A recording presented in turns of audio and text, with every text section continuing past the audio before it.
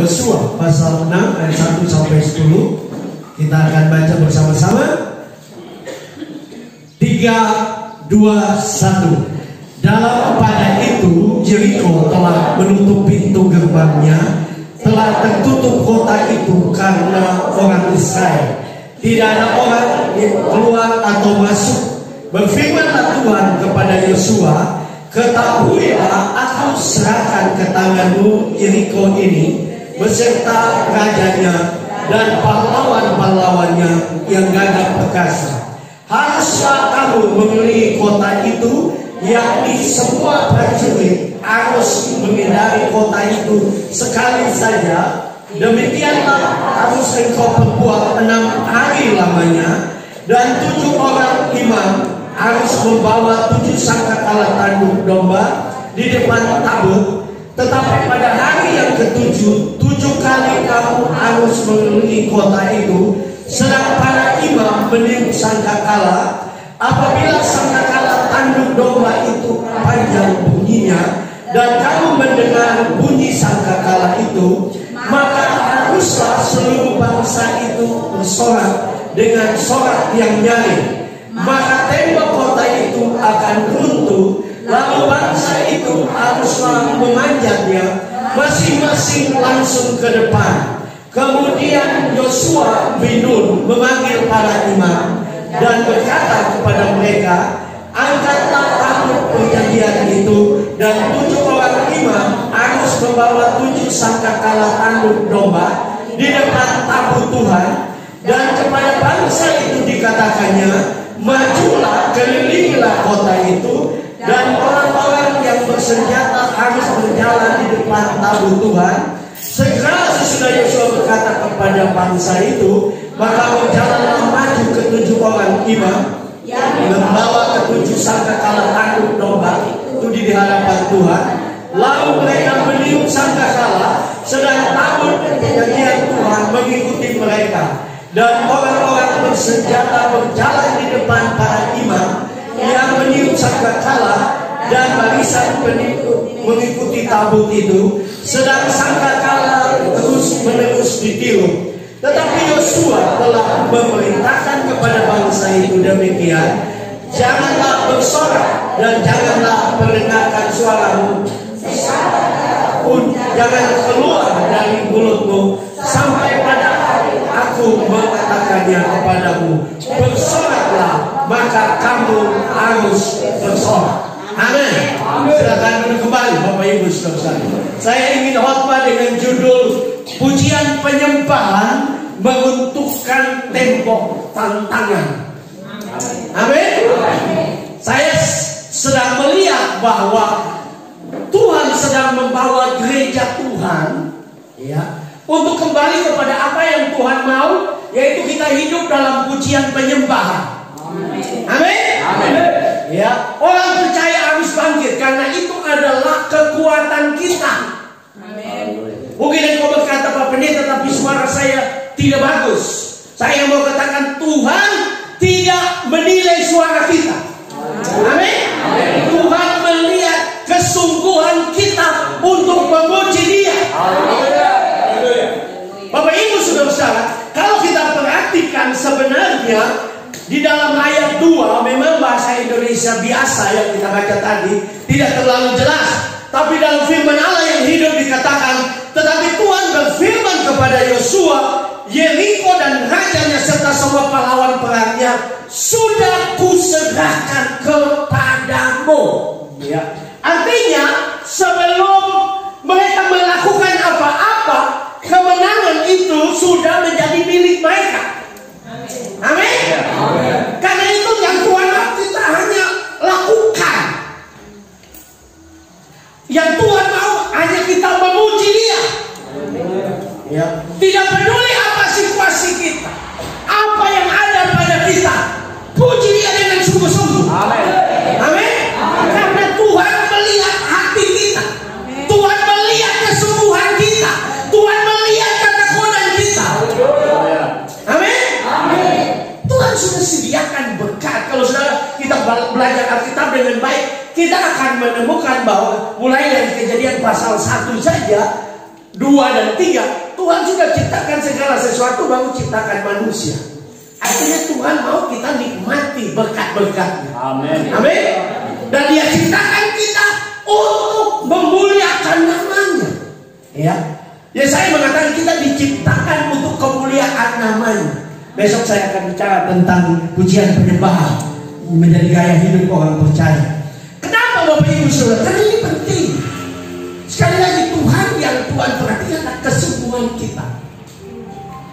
Saya tidak siap di sini, tapi saya ingat ini kejadian nyata di Manado. Saya kenal orangnya, ya. Dia mahasiswa teologi, tapi dia anaknya agak pemalu dan tidak pandai menyanyi, ya. Jadi singkat cerita, dia ada di Manado di gereja Bethlehem, ya, beberapa tahun yang lalu. Dan anaknya sekali lagi pemalu. Nah, kebetulan di kaum muda itu ada yang sakit, ya. Jadi singkat cerita mereka ajak semua pergi untuk kunjungi kaum muda yang sakit. Waktu mereka sampai di sana, karena dia mahasiswa, anak ini mahasiswa teologi, ya. Jadi orang bilang, ayo, ngena angkat lagu sudah, ya. Nah, karena dia tidak siap, dia gugup, ya. Jadi dia bilang, ya mari kita angkat lagu. Ayo kita nyanyi lagu bulirnya. Jadi dia angkat sudah. Bulirnya,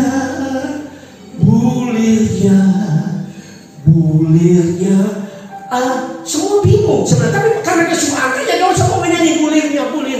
Mau menyanyi sungguh-sungguh, ya, menyanyi betul-betul sungguh-sungguh. Kemudian dia tumpang tangan dan luar biasa, dia doa dengan sungguh-sungguh.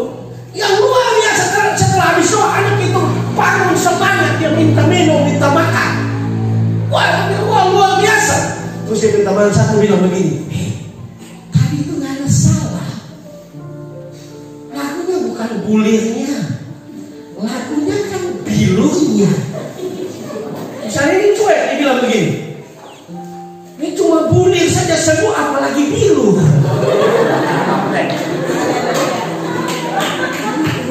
Amin. Ya, Tuhan lihat hati. Jadi menyanyi salah itu bagi tuh. Amin. Ya, cuma hatinya harus bangkit. Amin. Saya senang. Saya cerita dengan Pak Gembala luar biasa. Semangat untuk KKR ini, ya. Dan saya percaya Tuhan menghargai, ya. Dan saya percaya Tuhan akan melakukan hal yang besar. Nah, tadi kita sedang baca, sebenarnya perikop itu cukup panjang, 27 ayat. Cuma kalau kita baca nanti sampai siang belum habis-habis, ya. Jadi baca 10, ini cerita sekolah minggu sebenarnya. Nah, kita sedang membaca satu kisah di mana orang Israel sedang menghadapi satu tembok yang besar yang disebut dengan tembok Yeriko. Kenapa tembok itu tembok yang besar? Karena Bapak Ibu Saudara, Alkitab mengatakan dari pasal 2 itu rumah Rahab, ya, perempuan Sunda itu ada di atas tembok. Ya.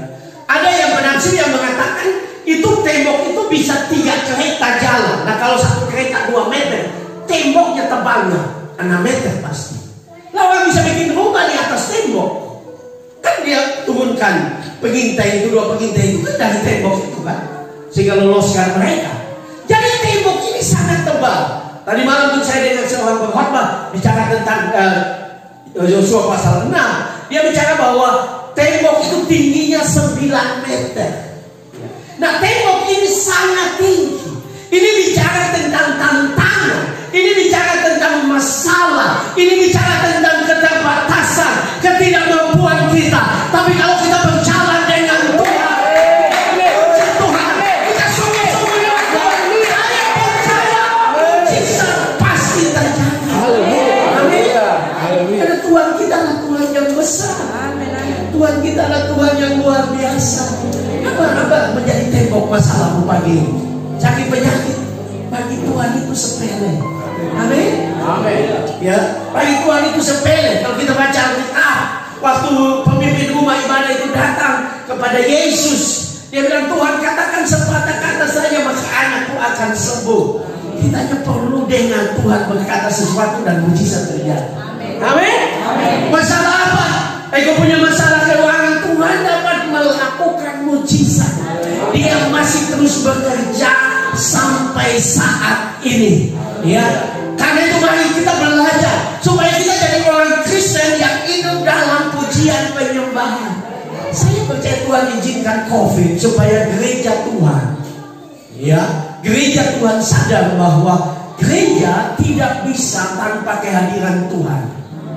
Ya, mungkin di gereja di desa nggak terlalu pengaruh, tapi di kota itu banyak gereja itu ibadahnya banyak yang ditutup kan COVID ya yang lalu ya. Sekarang mulai pulih katanya. Tetapi itu mempengaruhi sekali. Kenapa Tuhan izinkan? Karena Tuhan mau supaya kita semua sadar, kita kembali kepada tujuan Dia menciptakan kita untuk memuji Dia. Nah, waktu kita kembali, mujizat itu gampang. Amin. Ya, saya ingin bersaksi, saya tidak perlu cerita orang lain, saya alami itu dalam hidup saya. 2019 saya dulu gembala di Jailolo, ya, gembala di Jailolo. 2019 saya mengundurkan diri dan saya dengan keluarga kembali ke Manado. Begitu kami tiba beberapa bulan kemudian COVID mulai luar biasa. Nah, saya tidak gembala, saya dosen sebenarnya, tapi tidak bisa mengajar, sekolah juga tidak bisa jalan, tidak bisa keluar pelayanan. Dan cara manusia tidak ada penghasilan, tapi Tuhan terus melakukan mujizat. Amin. Dan kami mengambil keputusan, saya pendeta, saya dosen, itu pekerjaan saya. Tapi saya berani mengatakan bahwa seringkali kita sibuk, kita lupa untuk duduk di kaki Tuhan, memuji dan menyembah Dia. Dan saya mengambil keputusan dalam keluarga saya, setiap pagi kami harus pujian penyembahan 1 jam. Yesus berkata, tak sanggupkah kamu menjaga 1 jam? Roh memang penuh, tetapi daging lemah. Saya mengambil keputusan sampai sekarang. Bahkan kalau di pelayanan pun saya bawa speaker untuk menyembah Tuhan 1 jam. Kenapa? Karena saya percaya waktu kita memuji Tuhan, waktu kita memuliakan Tuhan, waktu kita meninggikan Dia, mujizat siap untuk terjadi. Perkara-perkara yang dahsyat mulai terjadi. Oh, pintu-pintu mulai Tuhan bukakan. Karena tidak ada yang mustahil bagi Tuhan. Amin. Amin. Nah, kita akan belajar dari kisah ini, Bapak Ibu Saudara. Kalau kita perhatikan dari kisah ini, ada hal yang paling penting di dalam pujian penyembahan. Ya, yang pertama Bapak Ibu Saudara yang kita bisa belajar, pujian penyembahan membutuhkan tembok tantangan. Apabila kita hidup dalam penyembahan yang penuh ketaatan. Di dalam ayat 10 yang tadi kita baca di situ dikatakan, tetapi Yosua telah memerintahkan kepada bangsa itu demikian, janganlah bersorak, janganlah perdengarkan suaramu, sepatah kata pun janganlah keluar dari mulutmu sampai pada hari aku mengatakan kepadamu, bersoraklah, maka kamu harus bersorak. Tuhan berkata kepada orang Israel, ya, dengan pasukannya, dengan 7 imam di depan, dengan 7 sangkakala, itu 6 hari. 6 hari itu mereka harus keliling tembok Yeriko itu 1 kali, tapi tidak boleh bersuara. Ya, nah ini ketaatan, saudara. Saudara bayangkan mengelilingi tembok musuh, dan orang Yeriko kan sudah ketakutan. Mereka semua sudah ada dalam tembok. Bahkan saya percaya mereka semua ada di atas tembok memperhatikan. Jadi waktu orang Israel melakukan apa yang diperintahkan Tuhan, jalan keliling, ya, saya percaya itu tidak gampang. Ya, mereka harus jalan keliling. Nah, orang Yeriko ada di atas tembok. Saya percaya bahwa dari atas orang maki, betul ya? Lah kalau saudara punya musuh datang, saudara diam. Tapi Tuhan bilang kepada orang Israel, jangan perdengarkan suara. Ya, pasti saudara bukan saja maki, mungkin ada yang ambil telur busuk. Ya, saudara pernah kena telur busuk? Baunya itu betul-betul menyengat, betul tidak? Ya. Pasti ada yang melempar, ada yang lempar batu. Dia waktu kena di kepala, jangan bersuara. Saya coba untuk teliti dalam bahasa asli, bahasa Ibrani. itu dipakai kata kole. Kole itu jangan ada bunyi. Wah, ini gak gampang. Seringkali kita menantikan mujizat tapi kita cerewet. Ya. Nah, bayangkan 6 hari. Saya percaya orang Israel beberapa, ya cukup banyak mungkin, bangka-bangka karena dilempari dari atas ya. Mereka, tapi Tuhan bilang, diam, taat, dan mereka belajar taat. Kenapa, saudara? Karena mulutmu itu bisa menghalangi mujizat. Jangan main-main. Seringkali kita tanpa sadar kita punya mulut ini cerewet, bakar lota. Ini yang bikin mujizat. Haleluya. Amin. Ya, apalagi kita ini orang Indonesia Timur semua. Ya, gereja 2 jam mengeluh. Betul kan? Lama lagi gereja, lama lagi Pak Pendeta khotbah. Ya, tapi kalau bakar lota dari jam 10 sampai jam 8 malam baru sadar. Malam. Ya. Dan tanpa sadar mulut kita ini menghalangi mujizat. Tuhan mau lakukan mujizat, tapi kalau mulut kita tidak beres, itu sebabnya Tuhan bilang diam. Jangan, kalau koleng jangan bikin bunyi, jangan bersiul. Ya, jangan ada bunyi. Tuhan mau supaya diam. Jadi ada waktu di mana kita sebagai anak Tuhan sedang bergumul buat sesuatu, lebih banyak diam, jangan banyak bicara, jangan banyak protes. Pak Pendeta, kita sudah berdoa puasa juga, Tuhan belum jawab, diam. Ya. Kalau saudara baca Alkitab dengan baik dalam Perjanjian Baru, kenapa Sakaria, Papa dari Yohanes Pembaptis, harus dibikin bisu? Ini imam loh, imam besar yang terpilih.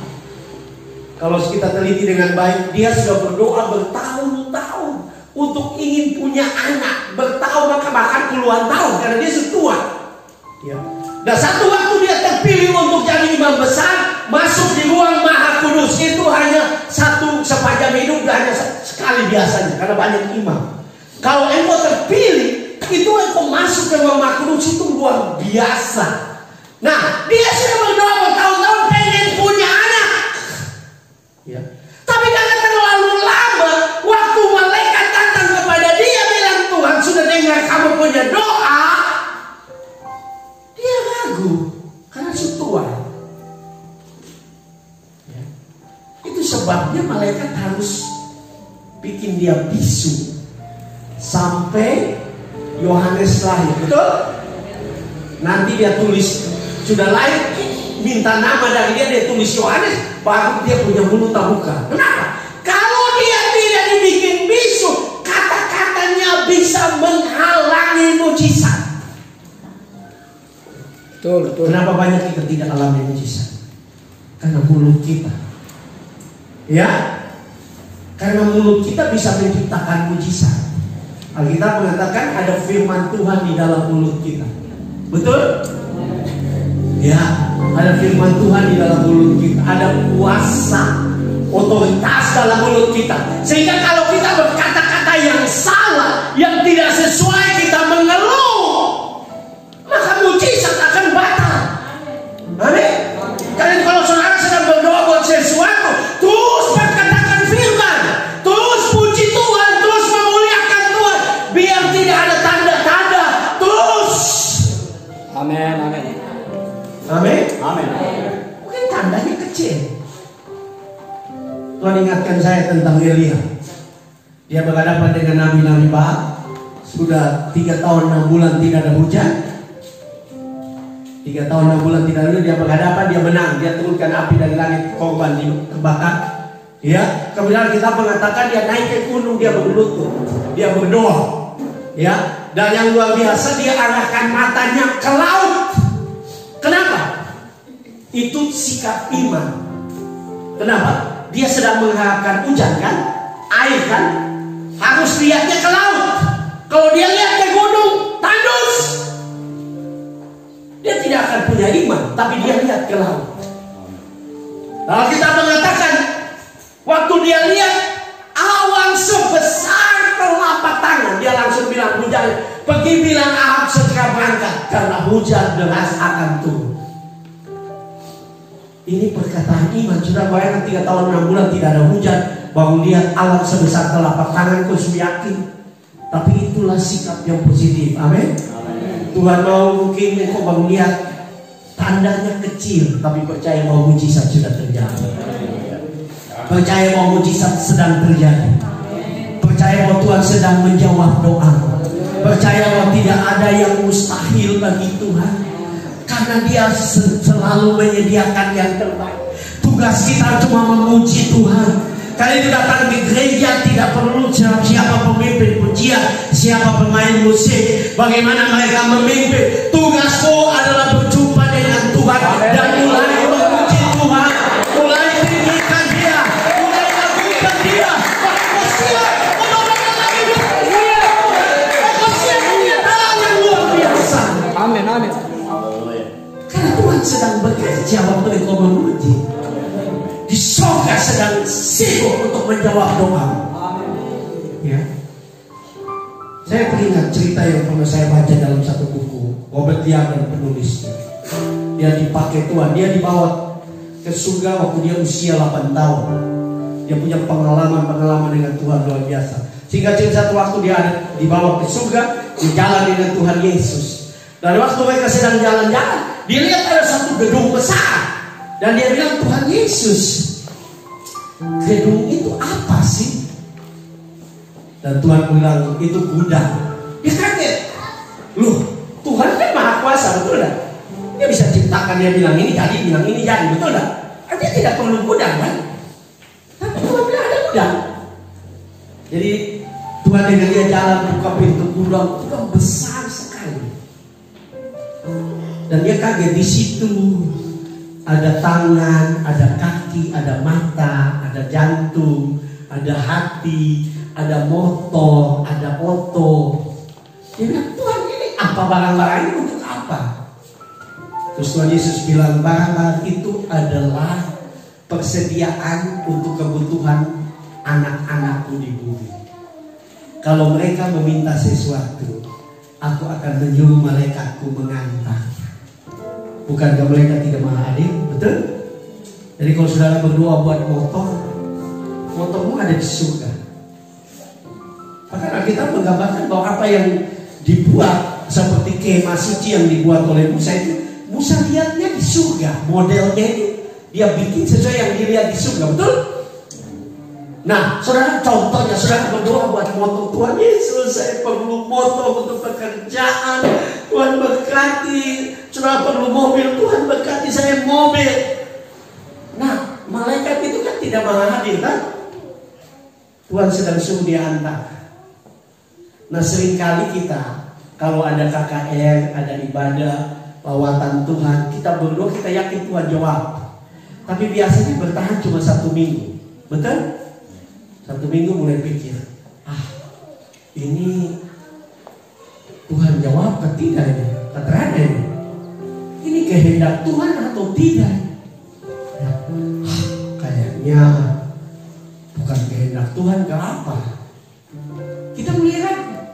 Nah, itu yang bikin berubah. Malaikat sudah dekat, yang lebih repot pas malaikat sudah depan pintu, suami istri bakal lain. Itu Tuhan bilang, bawa pulang dulu, bawa pulang, ada bakal lain. Nanti dong bertobat lagi dong Anda. Banyak mujizatmu itu tertunda karena kita mulutnya itu gak jaga. Ya. Karena itu jadi anak Tuhan yang terus percaya. Amin. Terus memperkatakan dengan iman. Karena kalau saudara baca Alkitab, kitab Daniel saja berdoa buat orang Israel itu tunggunya 21 hari. Lama. Jadi jangan berdoa baru 1 minggu sebelum di Pak Gembala. Bagaimana sih doa juga Tuhan belum jawab. Coba lama. Kalau pakai barat jemaat datang ini kan semua doa berapa lama? Balik lagi berdoa. Belum 21 hari kan berdoa. Karena Tuhan adalah Tuhan yang baik. Amin. Amin. Tembok Yeriko itu sepele. Saudara punya tembok dalam hidup, dalam rumah tangga, masalah, itu bagi Tuhan sepele. Betul? Tembok yang tebalnya 6 meter, tingginya 9 meter, kok cuma belajar taat saja itu bisa runtuh. Ya, ada pengkhotbah yang mengatakan tidak mungkin gempa bumi. Kalau gempa bumi besar, pasti bukan saja mereka di dalam tembok yang ketakutan. Orang saya itu langit ketinggalan tembok, takut kan? Kalau tembok jatuh keluar. Ya, tapi itu betul-betul mujizat. Amin. Tuhan dapat melakukan mujizat. Ya, itu sebabnya mari jadi umat Tuhan yang belajar untuk menguasai lidah. Itu sebabnya Amsal berkata apa? Hidup dan mati dikuasai lidah. Siapa suka menggemakan? Menggemakan itu kan berulang-ulang. Ya, jadi saudara selalu bilang, hei orang ini memang tidak bahagia sudah. Ya. Kalau saudara selalu bilang, istri selalu bilang ke suami, saya kawin dengan anak tidak pernah saya bahagia, saya tidak pernah bahagia. Saudara tidak akan bahagia. Karena bahagia yang benar itu bukan orang lain yang bikin kita bahagia. Bahagia yang benar itu datang dari diri sendiri. Karena Tuhan ada di dalam diri. Jadi jangan suka, apalagi banyak kali bakalai terus bilang, tuh cerai saja, tuh cerai. Saudara sedang mengutuk pernikahan. Ya. Tuhan mau untuk engkau berkata-kata dengan positif. Amin. Nah kita lihat yang kedua, ya. Kita lihat yang kedua. Kalau kita perhatikan, Bapak Ibu Saudara, yang kedua, dengan jelas Tuhan mau supaya orang Israel yang kedua, pujian penyembahan, meruntuhkan tembok tantangan. Apabila kita hidup dalam pujian yang penuh dengan iman. Di dalam Yosua 6 ayat 5 di situ dikatakan, apabila sangkakala tanduk domba itu panjang bunyinya dan kamu mendengar bunyi sangkakala itu, maka haruslah seluruh bangsa itu bersorak dengan sorak yang nyaring, maka tembok kota itu akan runtuh, lalu bangsa itu harus memanjatnya masing-masing menuju ke depan. Ya. Yang kedua, Tuhan mau supaya kita memuji Tuhan. Tadi kita belajar untuk taat dengan iman, menyembah dengan iman. Lebih banyak berdiam diri di kamar, mungkin lebih banyak angkat tangan dan menyembah Tuhan. Ya. Tapi Tuhan juga mau supaya saudara ada waktu di mana saudara bersorak. Amin. Amin. Apalagi dalam ibadah. Ya. Tuhan suka orang yang bersorak memuji Dia. Kenapa Daud? Saudara, kenapa Daud diberkati Tuhan luar biasa? Karena Daud adalah orang yang tidak malu untuk menari, melompat, bersorak bagi Tuhan. Dia raja besar loh, ya. Dia raja yang besar, tapi dia tidak malu untuk bersorak, menari.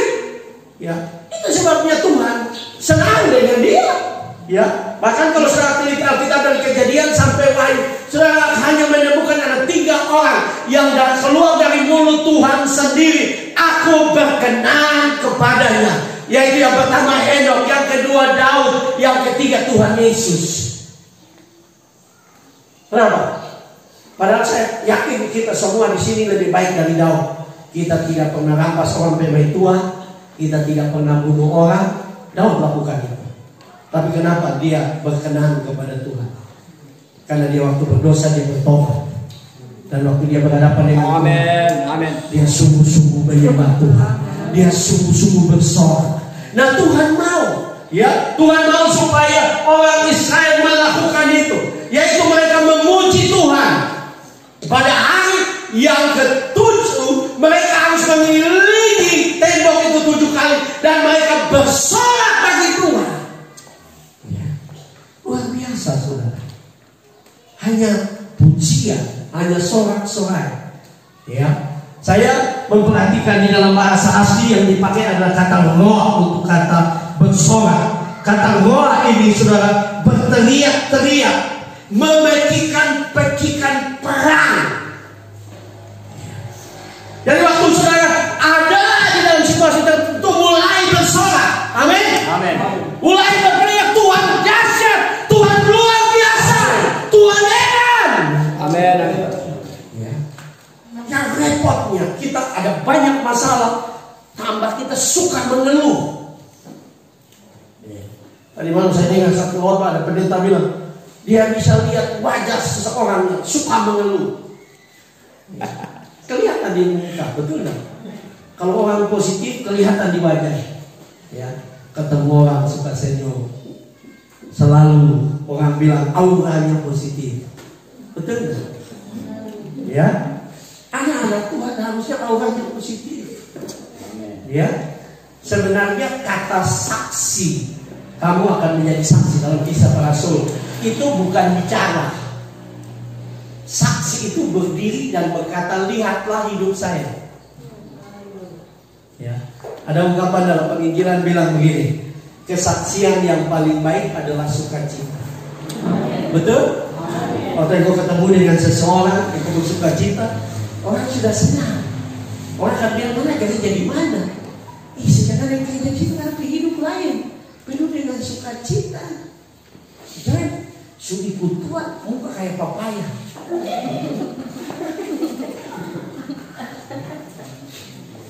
Anak ini bilang sudah bertobat, tapi mereka itu loh belum bertobat.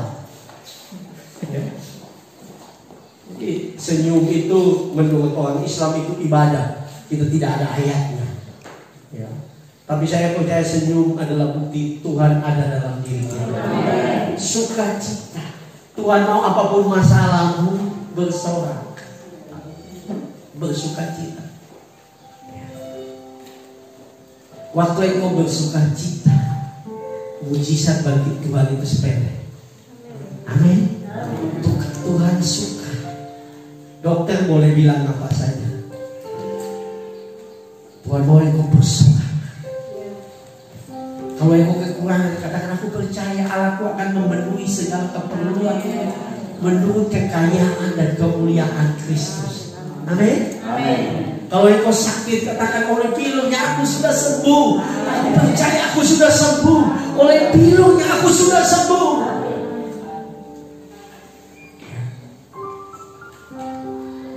Apa yang tidak bisa Tuhan buat? Bagi Tuhan itu gampang. Betul? Mujizat itu sepele. Yang Tuhan mau apapun keadaanmu, bersukacita, memuji Dia. Waktu engkau bersukacita, memuji Dia, engkau bersorak, maka pintu-pintu mulai Tuhan buka. Amin. Maka jalan-jalan mulai Tuhan buka. Maka Tuhan mulai memberkati kelapamu, Tuhan mulai memberkati palamu, coklatmu, tanamanmu, Tuhan berkati. Amin. Tidak ada yang mustahil bagi Tuhan. Ya. Persoalan terbesar adalah kita suka mengeluh. Kenapa sebagian besar orang Israel yang keluar dari Mesir hanya 2 orang saja yang boleh masuk sana? Karena sungut-sungut, karena mengeluh. Bahaya mengeluh itu karena Pak Pendeta memang kita sebegini, dari kecil memang kita begini, memang kita hidup susah aja, kita suka mengeluh. Dan kau akan menuai keluhan-keluhan. Saya ingat ada satu kisah. Ini umum, bukan rohani, tapi intinya luar biasa. Katanya ada seorang bapak dengan anak, ini kejadiannya di Jakarta. Mereka sedang dengan motor dan terjadi hujan deras, mereka berhenti di jalan layang, ya, jembatan layang. Jadi orang di bawah. Orang sedang berhenti di situ berteduh karena hujan, jadi air yang mengenang di mana-mana, tahu ada banyak air. Jadi orang ada batak hujan terus, orang ada berteduh supaya jangan basah. Ini auto datang begini, dia lari kencang, air tak pancar. Anak itu tak siram, ya.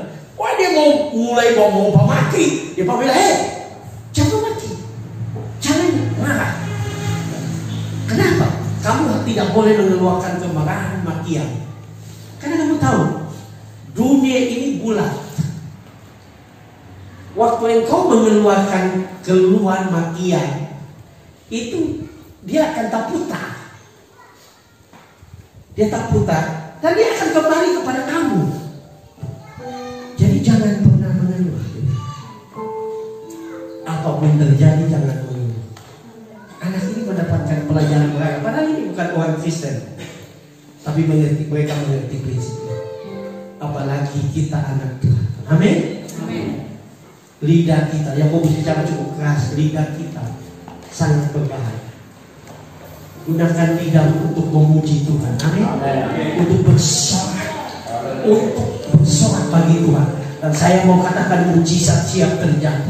Mujizat siap terjadi bagi hidupmu. Saya baru saja membaca tadi malam, mendengar tadi malam kisah tentang seorang yang, kalau saudara suka dulu parabola, itu di U Channel itu ada seorang pendeta bernama Joel Osteen, ya, pendeta Joel Osteen, ya, dia pengkhotbah gereja terbesar di Amerika, jemaatnya 32.000 orang, ya, 32.000 itu mungkin satu kabupaten berapa?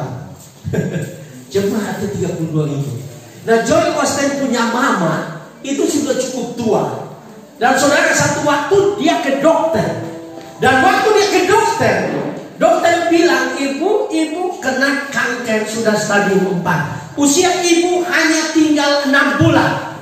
Ya. Ibu tidak bisa lagi bertahan. Dan dia sudah tua, kena kanker. Dan waktu dia di kemo, rambutnya semua yang cantik, orang bule cantik, gugur semua. Ya. Dan dia merasa tertekan. Tapi karena dia adalah hamba Tuhan, ya, papanya, suaminya John Osteen, papa dari John Osteen. Saya suka mereka, pengkhotbah-pengkhotbah yang dipakai Tuhan.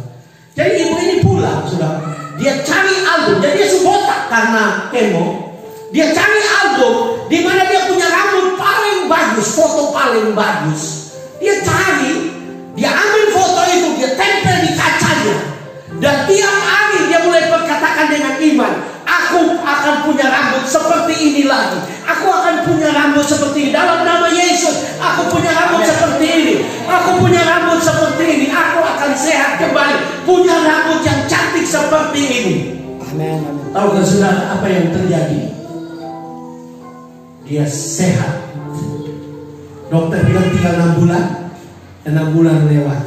Dia sehat. Dia sembuh. Mujizat Tuhan. Dia sembuh dari kanker. Rambutnya tumbuh lagi. Dia cantik seperti foto yang lalu. Yang luar biasa adalah dokter yang bilang ibu itu hanya bisa bertahan 6 bulan. Dokter itu mati duluan. Ibu itu sehat sampai 84 tahun. Masih hidup sampai sekarang. Saya pernah nonton khotbahnya dan John Osteen menunjuk ibunya yang sembuh dari kanker. Ya, ada kuasa yang dasar dalam pujian. Ada kuasa yang dasar di dalam memperkatakan firman Tuhan. Tuhan mau supaya saya dan saudara terus memperkatakan firman-Nya. Mujizat siap terjadi. Apa masalah? Apa pergumulan? Mungkin engkau tidak bahagia. Saya mau katakan Tuhan mau engkau bahagia. Amin. Supaya engkau jadi saksi. Mungkin engkau belum diberkati. Saya mau katakan Tuhan mau memberkati engkau. Mungkin engkau sakit. Saya mau katakan Tuhan ingin menyembuhkan engkau. Dan engkau jadi saksi. Mungkin engkau ada banyak tantangan, ada masalah. Tidak ada yang mustahil bagi Tuhan. Kita punya Tuhan yang dahsyat, Tuhan yang luar biasa, Tuhan yang melakukan hal-hal